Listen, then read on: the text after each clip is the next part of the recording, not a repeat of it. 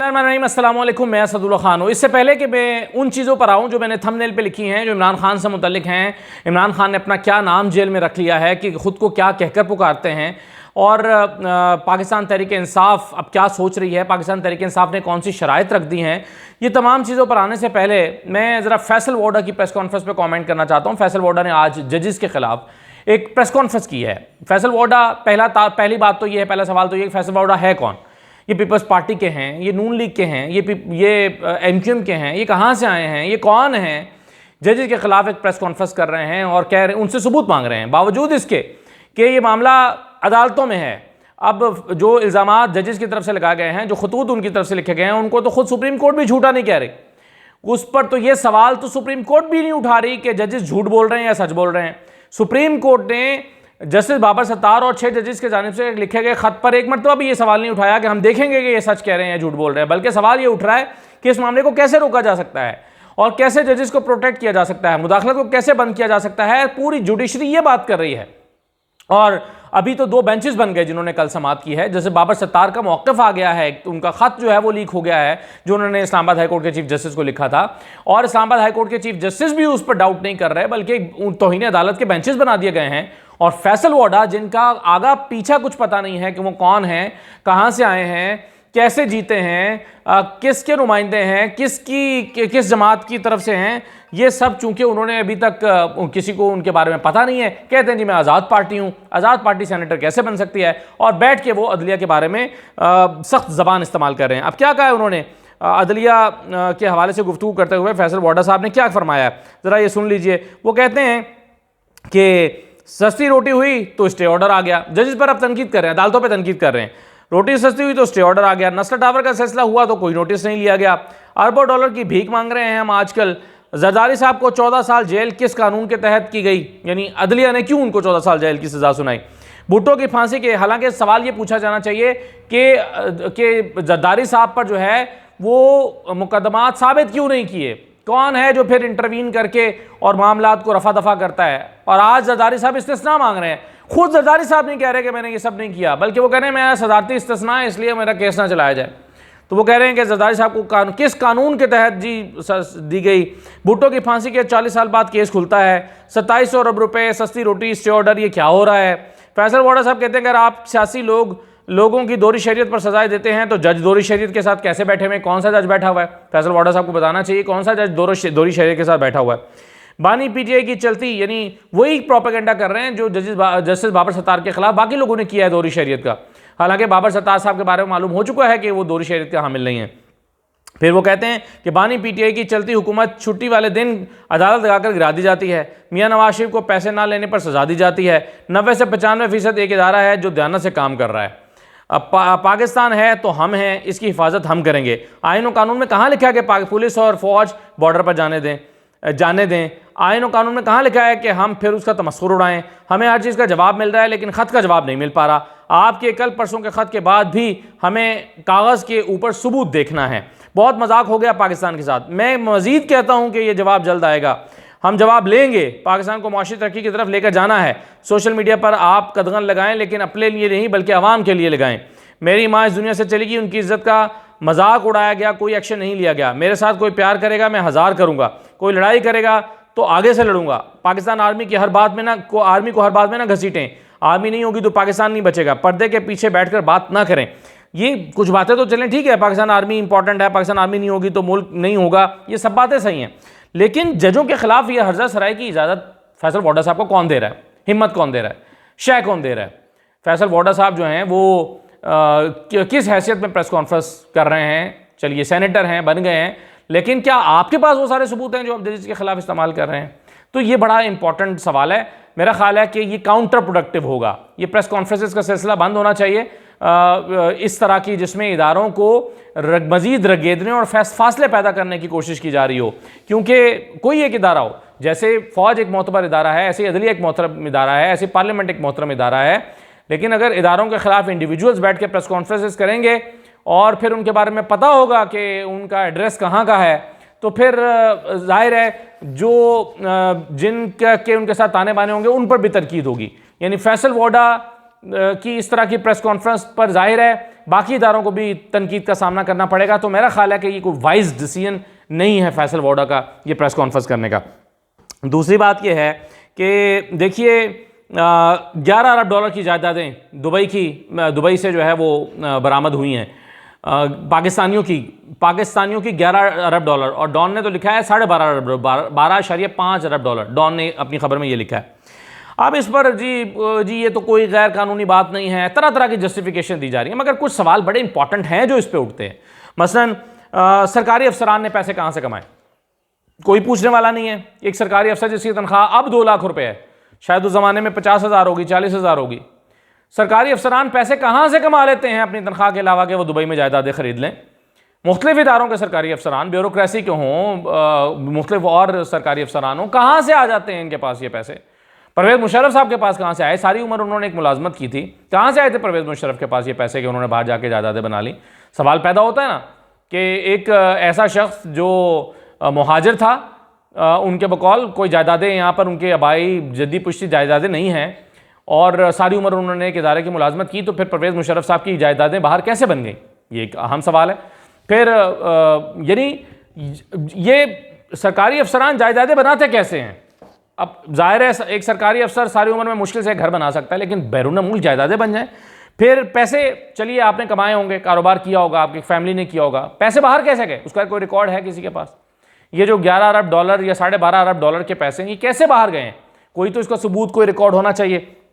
फिर बिलावल साहब वगैरह का जो कहते हैं जी हमने डिक्लेयर की हुई हैं जनाब, हमारी डिक्लेयर्ड हैं, चलें डिक्लेयर्ड तो हैं, आपने कमाई कहाँ से हैं, आपका सोर्स ऑफ इनकम क्या है, पैसे बाहर कैसे लेकर गए हैं, क्या इस बात का जवाब दे सकते हैं। बस ये कह देना काफ़ी है कि जी हमारी डिक्लेयर्ड है।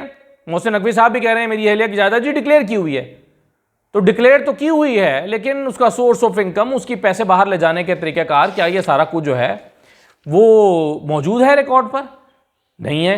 अगर है तो वो भी दिखाएं, बताएं, ताकि इस सवालों का जवाब खत्म हो। बिलावल साहब का क्या सोर्स ऑफ इनकम है जी, कहाँ से पैसे कमाते हैं बिलावल साहब, क्या उनकी कौन सी कारखाने चलते हैं, कौन सा उनका कोई कारोबार है, किस कंपनी के वो मालिक हैं, कौन सा उसका साइड बिजनेस है, लेकिन बाहर जायदादें हैं, तो ये क्या सवाल इंपॉर्टेंट नहीं है। फिर आम कारोबारी जो लोग हैं वो जायदादें बाहर लेकर गए हैं कई। अब सवाल ये पैदा होता है कि एक मुल्क में ऐसा क्यों माहौल बना हुआ है पिछले कई साल से, को 15 साल से या 20 साल से, कि लोग अपनी जायदादें बाहर रखने को तरजीह देते हैं।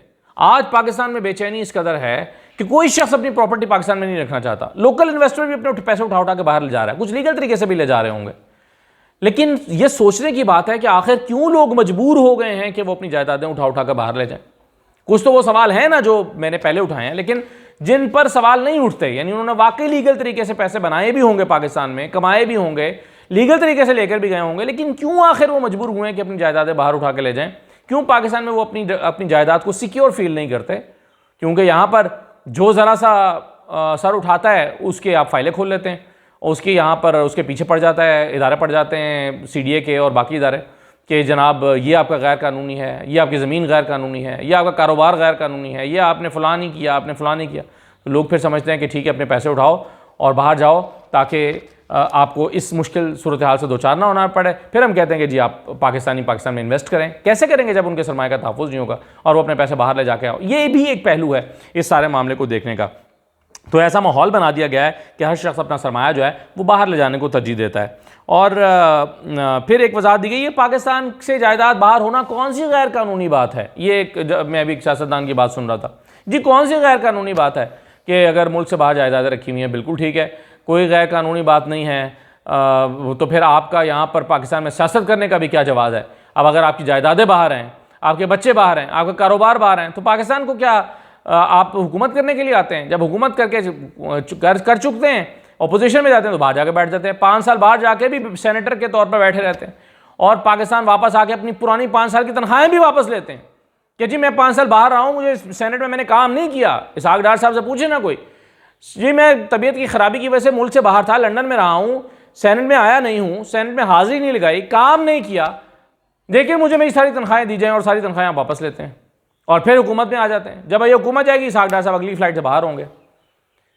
तो क्या लॉयल्टी है इन लोगों की पाकिस्तान के साथ, ये बुनियादी सवाल उठता है। PTI ने मुज़ाकरात के लिए जनाब सख्त 3 शराइत रखी हैं। अगर राना सनाउल्लाह साहब कहते हैं आओ मुज़ाकरात करें, तो जवाब में आपके पास है क्या ऑफ़र करने के लिए जिसके नतीजे में आप मुज़ाकरात चाहते हैं? तो पाकिस्तान तहरीक इंसाफ ने सोर्सेज से ये बात सामने आ रही है कि 3 चीज़ें कही हैं। एक तो तमाम सियासी कैदियों को रिहा किया जाए, जितने सियासी कैदी हैं उनको रिहा किया जाए। अब मसलन देखें ना, फवाद चौधरी पर आज जिले शाह के कत्ल का मुकदमे का भी आज उनकी कोई ज़मानत वगैरह हुई है, आज के अखबार में लिखा हुआ है। फवाद चौधरी पर जिले शाह का कत्ल भी फवाद चौधरी के सर है, सुबहान अल्लाह। और भी ऐसे पाकिस्तान तहरीक इंसाफ के कई लोग हैं जिनके सर इस तरह के की वारदातें थोपी हुई हैं। किसी ने जी खाद की बोरी चुराई है, किसी ने कुर्सी चुराई है, किसी ने एक ही वक्त में मियाँ वाली में भी हंगामा किया, पेशावर में भी किया, लाहौर में भी किया, और सरगोदे में भी किया, और सियालकोट में भी किया। तो सियासी कैदी जो हैं उनको रिहा किया जाए जिनके ऊपर इस तरह के भोंडे मुकदमात हैं। तमाम सियासी कैदियों को रिहा किया जाए। फिर दूसरा है कि इमरान खान के ख़िलाफ़ तमाम केसेस ख़त्म किए जाएँ। और तीसरी शर्त यह है कि मैंडेट को तस्लीम किया जाए। मैंडेट है उसको जो कौम का मिला है, ये बज़ाहिर बड़ी सख्त शराइत हैं, और अगर ये शराइत हुकूमत मान लेती है तो हुकूमत के पल्ले बचता क्या है? तो हुकूमत तो इसी की सर पे तो हुकूमत में बैठी हुई है। तो मुझे नहीं लगता कि इन शराइत को मानने का कोई इम्कान है, यानी हुकूमत के साथ मुज़ाकरात होने का कोई इम्कान है। ये मुज़ाकरात वहीं होने हैं जहाँ पर तहरीक इंसाफ समझती है कि हो सकते हैं। अच्छा, अब देखिए मज़हर अब्बास, यानी आप सोचें ना कि आप सवाल करते हैं कि कौन है न्यूट्रल सहाफ़ी, कौन है पाकिस्तान में जो कोई बाइस नहीं है, जिसका जो ना इधर है ना उधर है। चंद लोगों के नाम जब आते हैं ना तो उसमें सर फहरिस्त नाम लिया जाता है मज़हर अब्बास का। जी मज़हर अब्बास साहब हैं जो बिल्कुल बाइस्ड नहीं है, जो ना किसी की लाइन टो करते हैं। मज़हर अब्बास क्या लिख रहे हैं आज? मज़हर अब्बास लिख रहे हैं कि ख़तरे की घंटी, उनका कॉलम का उन्वान है, ख़तरे की घंटी तो बज चुकी है, अंजाम क्या होगा ये कहना कब्ल अज़ वक्त है। तमाम नज़रें आला अदलिया पर हैं कि इंसाफ का पलड़ा कहाँ गिरता है, ख़ास तौर पर जब तनाव भी अंदर ही महसूस किया जा रहा हो। किसी आला अदलिया के जज के मास्टर बेड के अंदर बल्ब के साथ खुफिया कैमरे का नस्ब होना, किसी जज के बहनोई के मुबैना अगवा और दबाव की मुख्तलिफ इकसाम का इस्तेमाल, और फिर ऐसे में 6 जजों का इस पर खड़े रहना और कई साथी जजों की खामोशी, हिमायत वगैरह वगैरह गैर मामूली वाक़यात हैं। बहुत सी तफसीलात ऐसी हैं जो मैं बयान नहीं कर सकता, लेकिन चंद दिन इस्लामाबाद में रहकर यह अंदाज़ा लगाना मुश्किल नहीं कि ख़तरा सिर्फ दस्तूर को नहीं, शाहराए दस्तूर को भी है। ख़तरा सिर्फ दस्तूर को नहीं है, शाहराए दस्तूर को भी है। ये लिख रहे हैं मज़हर अब्बास साहब। आगे जाके क्या लिखते हैं वो, मैं बीच में से 2-3 पैराग्राफ पढ़ रहा हूँ बस। बज़ाहिर इस वक्त हुकूमत 2 बड़ों के दरमियान सैंडविच नज़र आ रही है। हुकूमत, अब ये हुकूमत है जो कहती है हमसे मुज़ाकरात करो, इसकी औकात कितनी है? ये मज़हर अब्बास साहब लिख रहे हैं। मज़हर अब्बास साहब कहते हैं कि बज़ाहिर इस वक्त हुकूमत 2 बड़ों के दरमियान सैंडविच नज़र आ रही है। 2 बड़े कौन कौन से? एक तरफ ताकतवर कुव्वत है और दूसरी तरफ मकबूल तरीन कुव्वत है। एक तरफ ताकतवर तरीन कुव्वत है, दूसरी तरफ मकबूल तरीन कुव्वत है, और उनके दरमियान ये हुकूमत है। या यूं कह लिए कि गेट नंबर 4 और कैदी नंबर 804।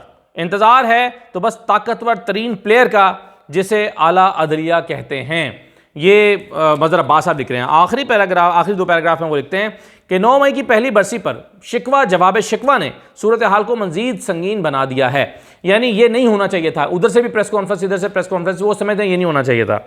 शायद उस दिन इन तमाम बातों से गुरेज किया जाता और सिर्फ इतनी बात होती कि पिछले 1 साल में वाकई की तहकीकात कहाँ तक पहुँची, फौजी अदालतों या स्पेशल कोर्ट में कितनों को सज़ा हुई, सुप्रीम कोर्ट के फैसले के क्या नताइज निकले, इस हवाले से मास्टरमाइंड के मुकदमे में क्या हुआ, तो शायद बात ज़्यादा आगे ना बढ़ती।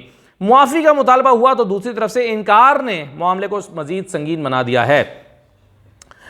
फिर वो कहते हैं कि अभी तो बातचीत ही शुरू नहीं हुई तो कैसा ब्रेक थ्रू और कैसा डेडलॉक। एक आला तहकीकाती कमीशन बना दें, फैसला कर लें मामला 2014 से शुरू करना है या 9 मई से, 2023 से या कहीं और से। कमीशन को इख्तियार हो जिसको चाहे तलब करे और 90 रोज़ में फैसला दे, जिस पर तमाम फरीक़ैन पहले तस्लीम करें कि वो फैसले को मानेंगे। याद रखें मकबूलियत को ना मानने के नताइज हम 1954 से देख रहे हैं। मकबूलियत को ना मानने के नताइज हम देख रहे हैं।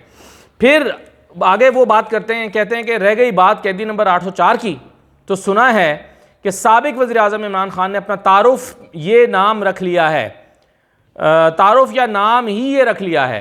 अभी हाल ही में साबिक सदर डॉक्टर आरिफ अलवी, जो ईवान सदर से निकलने के बाद अवामी ईवानों में नज़र आते हैं, ने मुझे बताया कि वो अडयाला जेल में खान से मिले तो उसने अपना तारुफ कुछ इस तरह कराया, आए डॉक्टर साहब, मैं कैदी नंबर 804। इमरान खान ने अपना तारुफ आरिफ अलवी से यूं कराया कि आए डॉक्टर साहब, मैं कैदी नंबर 804। इमरान खान की हुकूमत के खात्मे के बाद अलवी साहब की साबिक आला फ़ौजी क़यादत बशमूल इंटेलिजेंस चीफ से क्या मुलाकातें हुई? एक बार तो बात 3 निकात पर आ गई थी। नंबर 1, वज़ीर-ए-आज़म नए इंतखाबात का ऐलान करें। नंबर 2, इलेक्शन को फ्री एंड फेयर बनाने पर मुतमईन किया जाए, यानी यकीनी बनाया जाए। और नंबर 3, गारंटी दी जाए कि इलेक्शन में मुदाखलत नहीं की जाएगी। सियासत और जमहूरियत को मजबूत करना है तो अदम मुदाखलत के उसूल पर यह फैसला बहरहाल पार्लियामेंट को करना पड़ेगा। कबूलियत को मकबूलियत का फैसला आवाम को करने दें। तो ये कॉलम लिखा है जिसके मैंने चंद पैराग्राफ, पहला और आखिरी 3 पैराग्राफ आपको पढ़ के सुनाए हैं। एक दरमियान में से भी ख़तरे की घंटी मज़हर अब्बास साहब का कॉलम है। तो मेरा ख़्याल है कि तमाम दानिश्वर जो संजीदा जहन रखने वाले लोग हैं वो इस किस्म की बातें लिख रहे हैं। इस पर मेरा ख़्याल है पाकिस्तान के तमाम संजीदा इदारों को बैठ कर मामले की नज़ाकत और संगीनी को समझ के कोई हल निकालना चाहिए। फैसल वोडा से जवाबी प्रेस कॉन्फ्रेंस करा के शायद मसला हल नहीं होगा। इजाज़त दीजिए, अल्लाह हाफ़िज़।